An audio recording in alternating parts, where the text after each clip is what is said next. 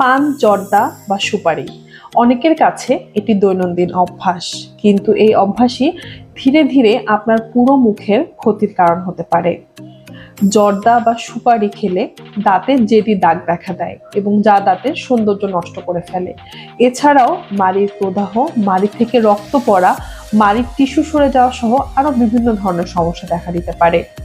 সুপারি শক্ত হওয়ার ফলে, নিয়মিত দাঁত দিয়ে চিবানোর ফলে আপনার দাঁতে ফাটল ধরতে পারে কিংবা ক্ষয় দেখা দিতে পারে।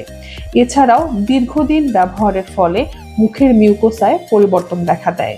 সুপারির সাথে ওরাল সাবমিউকাস ফাইব্রোসিসের একটি শক্তিশালী সম্পর্ক রয়েছে, যা পরবর্তীতে আপনাকে মুখ খুলতে বাধা দিতে পারে।